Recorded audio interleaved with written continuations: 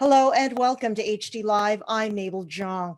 With the election on everyone's mind, many are wondering how healthcare in America could be impacted by a Trump or Biden victory.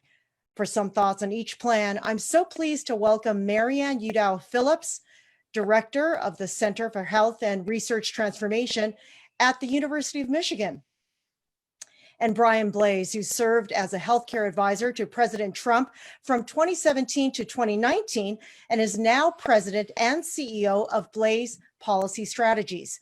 Thanks for joining us, both of you. Nice to be here. Thank you.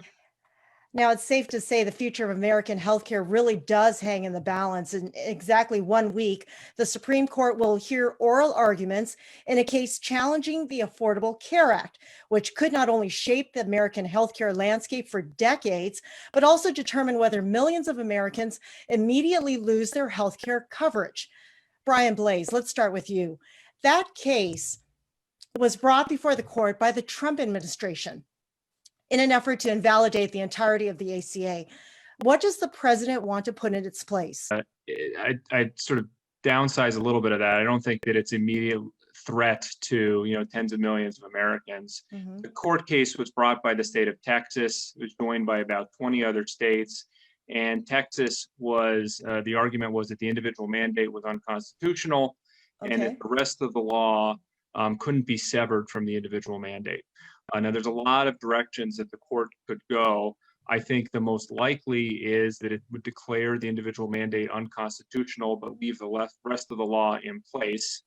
It could also dismiss the case. It seems very unlikely to me that the court would invalidate the individual mandate and also say that it's linked to the rest of the law and the rest of the law would stand. I think where the administration wants to go on health reform is increasing choices and lowering premiums. And the ACA largely failed to do that. Its individual market rule changes significantly increased premiums and deductibles for coverage in the individual market and reduced choices. So we've got an individual market right now where the only people who are enrolling receive giant subsidies to do so. So if you're in the middle class and you don't get coverage through your employer, you don't really have attractive options. So the Trump administration, wants to help those individuals that have been harmed by government policy, that have reduced their choices for affordable insurance coverage. Okay, we'll get back to subsidies and maybe for more details a little bit later, but let's move to Marianne briefly, because presumably a dramatically different scenario should he be in place to take over as president. Marianne, could you talk a little bit about what you see as the plan going forward from the Biden camp? Right. So, if you look at what during the primary discussion about healthcare on the Democratic side, all of the Democratic proposals ranged from expanding the Affordable Care Act all the way over to Medicare for all. And Joe Biden was squarely in the camp of building on the Affordable Care Act. And so his proposals for healthcare reform do speak to making healthcare more affordable, but building on the health insurance exchanges. So in his plan, he would, in fact, expand the eligibility for subsidies. He would delink the subsidy eligibility to income levels, but rather have people sort of capped in the total healthcare expenditures that they would need to make. So right now, under the Affordable Care Act, essentially it's sort of pegged reasonableness or affordability of healthcare to 9.5% of income.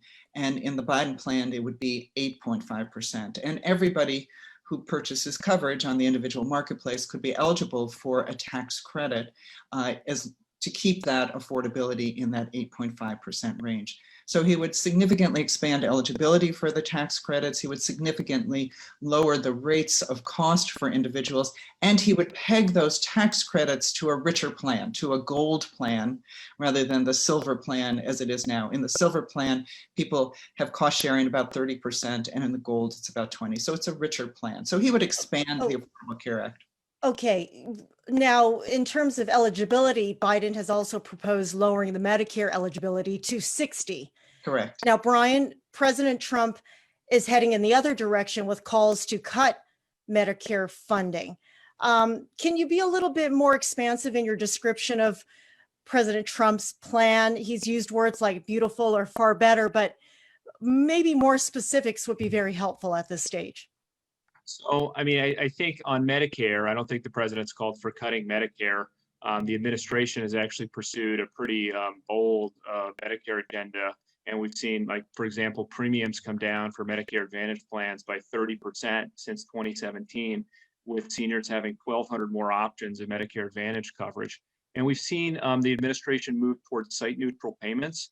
And here they're really trying to protect independent doctors and medical practices and make sure that sort of hospitals don't get a much larger payments differential than these facilities, which is one of the problems that leads to consolidation, which is sort of a real problem in healthcare markets. I think fundamentally, the administration is about maximizing consumer choice, believing that consumers are in the best position, whether it's individuals purchasing their own coverage or seniors purchasing Medicare Advantage, in a more competitive insurance market where we've laid the groundwork for sort of innovation to come through, pharmaceutical development and increased options.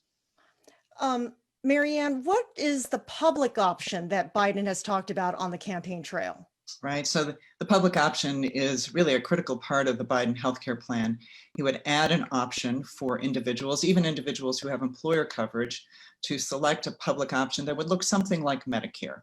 It would negotiate prices with doctors and hospitals and with pharmaceutical manufacturers, which is another big part of the Biden plan. And it would make that public option available to people in the individual market or in the employer market. So it would be a choice that they would have in addition to the private choices that they currently have. Now, drug and healthcare costs, this is an area where both candidates seem mostly or most closely aligned. Both want to lower drug prices and want to take on surprise medical billing. Brian, can you talk a little bit about President Trump's track record in this area? That was a signature issue that he talked about back in 2016. So what work has really been done in this area? Sure. So track record here, I'd say, is sort of there were some initial successes, largely around the approval of many new generic medications. FDA really got a lot through the pipeline. And we've actually seen over the last 4 years that drug price inflation has been historically low. I'd say there is, of all the areas that there are, and I think a lot of the vice president's plans, if he is elected president, on sort of the public option and the Medicare lowering the age to 60, and even these huge expansions of ACA subsidies, they're very expensive, and it's unlikely to see them getting through a Senate that is continued to be controlled by Republicans. I do think on drug pricing, there is a rare opportunity for some bipartisan reform. You had Senator Wyden from Oregon and Senator Grassley from Iowa have a bill last year that was bipartisan that would have made some improvements to, for example, the Medicare Part D drug design. And I think you also see the administration pursued something called this International Pricing Index for Part B drugs. And President Trump took sort of an unorthodox position for Republicans, and I think more in line with where Democrats are. And a part of Vice President Biden's plan was incorporating international reference pricing for pharmaceuticals. So I think that would have a very hard time getting through a Republican Senate as well. But I think you could see Vice President Biden, if he is elected, sort of building on what the Trump administration has done on the international pricing index model. Okay, Marianne, would you agree with that perhaps this is a bipartisan issue that both sides of the aisle could work together on to reduce the pricing of drugs? Well, I definitely agree with Brian that there's more similarity here between the Trump positions and the Biden positions on drug costs than in many other areas. Whether it's actually a bipartisan position, I think, is a little bit unclear, and it's been very challenging to get really strong price controls through on prescription drug prices for a whole variety of reasons in Congress. But yes, the Biden plan does call for direct Medicare price negotiation. It does call for a slightly different approach to international pricing for specialty drugs. It calls for a reference price with international prices that's a little bit more based upon value-based assessments, similar to the German system. It would limit price increases for drugs already on the market. It would do more on the generics, bringing more generics to market and really increasing competition along those lines. And it would allow drug importation, which I think is something that President Trump has also spoken about. I do want to say one word about the Affordable Care Act with a Republican Congress, because I do think that even if there is a Republican Senate, there are things that a President Biden would do if elected to expand on the Affordable Care Act, or at least make it easier for people to get coverage under the Affordable Care Act. So I think he would do some regulatory things and make some changes, like better funding the navigators, perhaps lengthening the enrollment period, doing a number of things to make the Affordable Care Act at least more accessible to people. And so I do think even with a Republican Senate, there are things that would be implemented under a Biden administration that would expand on, or at least make the Affordable Care Act a little more effective in how it's been running. Brian, do you have a response to that? No, I tend to agree. I think the Biden administration, if we do have a Biden administration, would do things like that. I think ultimately they're not going to be that effective, because the problem is the plans are too expensive and the deductibles are too high. And unless you qualify for these really large subsidies, you're just not purchasing plans. Moving on to the coronavirus battle, the worst public health crisis in a generation, perhaps the single most important issue in the 2020 election. Vice President Biden says consistently that he would listen to science in his handling of the pandemic. Marianne, if he got the chance to lead the country through this crisis, how would that impact America's response? Well, I think certainly what things that he has said is that he would put Dr. Fauci a little bit more in the forefront. I think he would build on the pandemic response team that was put in place in the Obama administration that was later disbanded. I think he would put that back into effect. I think he would do a number of organizational and structural things that would change the way the CDC is positioned. He's also talked about a mask mandate. I think that is something that he's going to have to think about, given the results of this election and how people might be reacting to that. But certainly he's talked a lot about the need for stronger messaging. He would certainly role model, as he has been, wearing masks and social distancing as an important public health measure. And so I think he would certainly strengthen the role of public health and the voice of public health in the response to the pandemic. And hopefully we'd have more consistent messages coming from an administration, stronger messaging from the Centers for Disease Control, and more support for the physicians and the information that's coming from the epidemiologists. Brian, some 10 million cases across the country, yet the president leaves it to the individual states to deal. Any change in his strategy going forward, if given a second term? I mean, I think my representation of where the administration is on this is that they've learned a lot about the virus and how treatment is improving. And we know treatment is improving for individuals that get the virus. And there's difficult trade-offs involved with minimizing the spread and also reducing sort of all of the problems that happen when you take people out of work and you prevent schools from reopening. So I think there is a balance, and I think the president's approach has been to rely on states and localities to make those decisions about masks, about reopening businesses, about the presence for schools. And I mean, I wouldn't expect sort of a big change in sort of that trajectory from the administration. Mm-hmm. Now, many physicians' offices are currently struggling financially. They're waiting on another stimulus bill that would provide these practices with more financial assistance, but that's not materializing. What would each candidate do to assist these physicians through the rest of the pandemic and the years following? Marianne, let's start with you.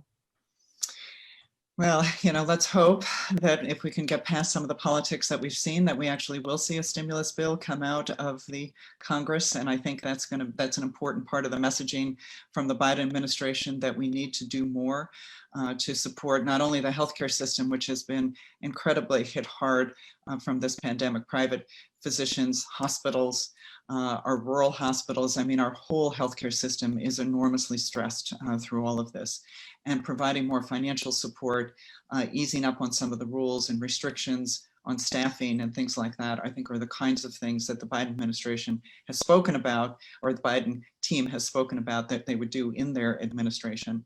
But really, we've got to see Congress move on some of these items, and I'm just hoping that after this election, whenever it's determined, we'll be able to see some action come out of Congress. Think we're going to get that, Brian? Some action on this front? Probably. I mean, so first, I think one of to your original question, there was a huge effort by the Trump administration to sort of implement this funding that the Congress passed, $175 billion of a provider relief program that has largely been distributed. There's been a huge expansion of telehealth, so they loosened restrictions for what Medicare can pay for telehealth, and that really helped a lot of doctors' practices. And really, I mean, a lot of these restrictions never made sense and shouldn't have been in place, and hopefully they don't return. And then you've got the Paycheck Protection Program, where there were a lot of loans given. I think fundamentally what we want to do here on the medical side is make sure that we are aiding independent doctors and medical practices, because we don't want this sort of the financial pressure that they're under to lead to more consolidation. So I think we need to be more careful with how we're arguing this. I will say that the Speaker of the House turned down an opportunity to have a stimulus bill in the last couple of months. She was waiting on the election. She anticipated that Democrats would make pretty significant gains and that they'd have more leverage to negotiate a bigger deal. And I think that was a mistake on her part, clearly, given the way that the election results came in yesterday. Is that what you remember as well, Marianne? That's the way it went down. I think it's a slightly more complicated picture. I think that the Senate Majority Leader made it clear he wasn't going to put a big package on the table of the Senate either. And that picture hasn't changed either. So I think there's going to have to be a strong recalibration about what is really possible given what the picture looks like going forward. But I do think additional funding is going to be critical for the healthcare system. And it's not just private physicians. Our academic medical centers are enormously challenged. Our nursing homes are incredibly challenged right now. And we have real problems in staffing in those nursing homes and getting enough funding to the nursing homes to really pay decent wages so that we don't have staff going from one nursing home to another and carrying COVID with them, which is a real problem in many communities right now. So I do think it's going to take more relief. I do think it's going to have to come from Congress. I hope there is more opportunity to do that. I do agree with the point about telehealth.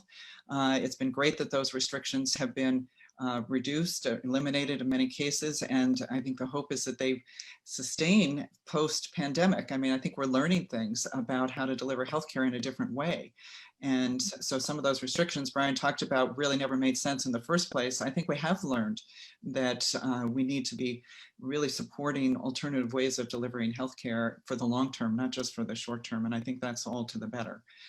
So lots of learnings coming out, let's hope, from COVID, but let's just hope Congress and the new administration, whatever administration it is, can work together better to advance something that will help citizens and certainly our healthcare system. Well, thank you to you both, Marianne Udow-Phillips, Director of the Center for Health and Research Transformation at the University of Michigan, and Brian Blase of Blase Policy Strategies. Thank you. For more health news, remember to check us out at live.healthday.com, on our Facebook page at Health Day News, and on Twitter at Health Day Tweets.